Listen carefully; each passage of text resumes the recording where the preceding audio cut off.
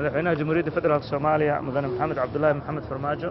waxa uu shir gudoomiyey shirkii golaha ammaanka qaranka oo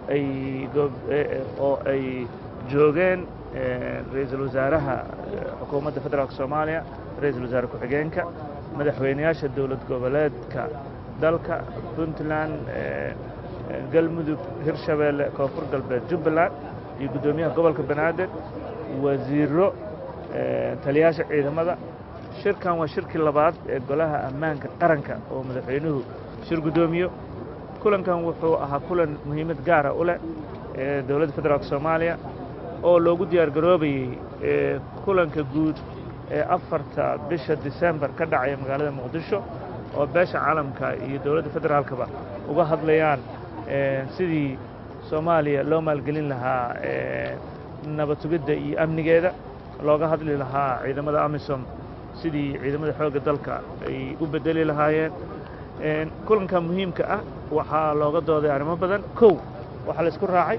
in si wada jir ah dowlad goboleedyada iyo dowladda federaalkaba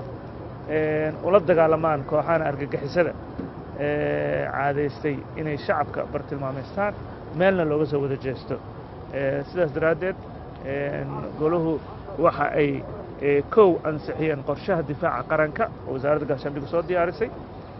dowlad goboleedyada iyo dhammaan madaxda qarankana la isku wada raacay laguna ansixiyey shirkan isaga sidoo kale shirkan isagana waxaa aad looga hadlay habeynta qaybaha xoogga dalka sidii muxuu ahaa secretization waxa la dhaho loo kala qaybin lahaa iyadana waa la isku raacay waa la wada ansixiyey waxa kaloo iyadana la ansixiyey guddiga isku dhafka ciidanka qaranka oo howlaha muhiimka qabanaya oo ka kooban dhammaan dowlad goboleedyada iyo dowladda federaalka ayagana goobta ayaa lagu ansixiyey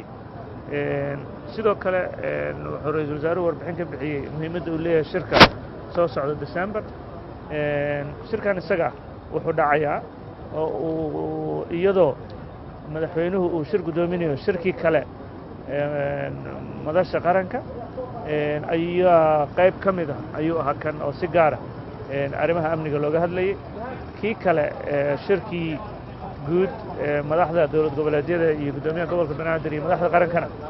dhawaan ayaa laga soo saari doonaa warmurtiyeed laakiin shirka maanta wuxuu ahaa golaha ammaanka qaranka oo madaxweynuhu shir gudoominayo mahadsantiin